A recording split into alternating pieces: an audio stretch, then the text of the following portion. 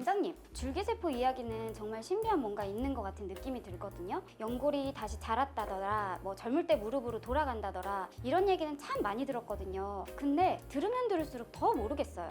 줄기세포라는 단어가 뭔가 굉장히 있어 보이죠? 그런데 설명은 어렵고 병원마다 설명하는 방식이 다 달라서 더 헷갈리실 거예요. 오늘은 줄기세포의 숲 전체가 한 번에 보이는 방식으로 설명드려 볼게요. 줄기세포가 정말 연골을 좋게 만들어준다는 건 맞나요? 그건 이제 꽤 근거가 많이 있어요.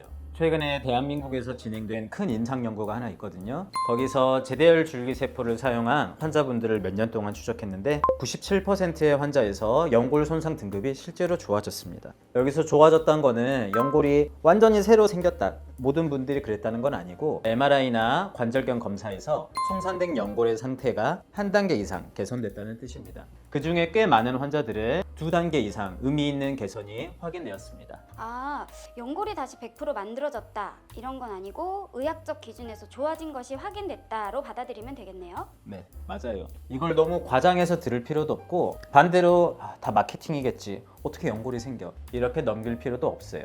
이제는 줄기세포가 실제로 연골 상태에서 긍정적인 변화를 줄 수 있다는 근거가 꽤 탄탄하게 쌓인 상황이라고 이해하시면 맞습니다. 그럼 효과는 있는 건데 아직까지 제 주변에서는 줄기세포 치료를 한 사람을 못 봤어요. 장점도 크지만 단점이 분명히 있습니다. 일단 비쌉니다.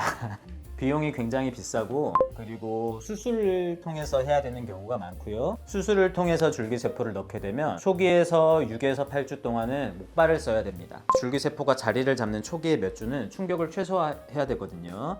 그래서 체력, 시간, 비용이라는 세 가지 조건이 다 맞아야지 선택할 수 있는 치료예요. 제가 인터넷에서 찾아보니까 종류가 많더라고요. 카티스템, 뭐 카티라이프, 뭐 이건 거의 외계어던데. 네, 맞아요. 그래서 딱 2가지만 기억하시면 돼요. 어떤 세포를 쓰느냐, 둘째, 어떻게 넣느냐. 이 2가지 기준으로 줄기세포는 완전히 정리됩니다. 흔히 많이 쓰이는 종류는 4가지입니다. 이름보다는 성격을 이해하시는 게 좋고요. 우선 카땡 스템으로 대표되는 제대혈 줄기세포가 있어요. 이게 가장 많이 알려진 치료고 재생 능력이 좋고 근거가 가장 탄탄합니다. 아까 말씀드린 임상 연구도 여기서 나온 건데 단점은 비쌉니다. 좋은데 비싸다, 뭐 그런 거죠. 그리고 2번째, 카땡 라이프로 대표되는 자가 연골세포 배양을 하는 게 있어요. 이건 본인 연골을 조금 떼서 실험실에서 키운 다음에 다시 무릎에 이식해주는 방식이에요. 큰 연골 결손에는 꽤 유리하고 오래된 기술이라 안정성도 높아요. 다만 연골을 떼는 수술, 키워서 다시 넣는 수술이 2번 필요하고 역시 비용이 비쌉니다. 그리고 3번째는 비맥이라고 하는 자가 골수 농축액이 있어요. 우리 골수 속에는 회복과 관련된 세포와 성장인자들이 굉장히 많이 있어요. 그래서 나이가 들어서 뼈가 부러져도 붓게 되거든요. 그걸 뽑아서 농축해서 바로 사용하는 방식입니다. 오래전부터 사용되어 와서 근거도 많고 비용도 합리적입니다. 그리고 재작년부터는 주사 형태로 수술 없이 주입만도 가능해서 접근성이 굉장히 좋습니다. 그리고 마지막으로는 최근에 많이 사용되는 SVF라는 지방 유래의 세포가 있어요.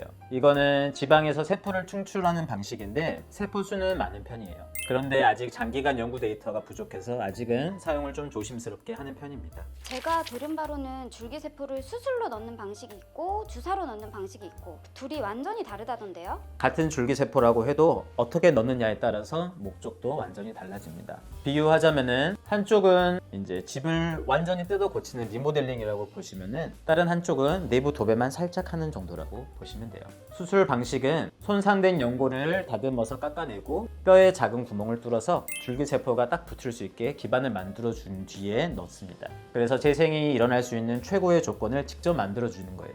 효과는 가장 강력하지만 뼈에 구멍을 뚫었기 때문에 회복 시간이 길고 목발 사용도 필요하죠. 주사하는 방식은 염증을 줄이고 관절 안의 환경을 정돈해서 세포들이 일하기 좋은 상태로 만들어준다고 보시면 됩니다. 연골 생성 효과는 좋지만 통증과 기능 면에서 나아지고 무엇보다도 시술 직후에 일상생활이 가능합니다. 그러면 재생은 수술, 개선은 주사, 이런 느낌인가요? 뭐 그렇죠. 그래서 둘 중에 뭐가 더 좋다기보다는 본인의 상황에 맞게 선택한다고 보시면 돼요. 환자들이 가장 듣고 싶은 말은 이거예요. 그래서 저는 뭘 하면 되나요? 사람마다 달라요. 연골 손상의 크기, 그리고 나이, 활동량, 다리 정렬, 그리고 무엇보다 예산 이런 것들이 전부 영향을 줘요. 그래서 아주 쉽게 요약하면 그렇습니다. 시간과 비용을 들여서라도 내 연골을 꼭 재생시키고 싶다.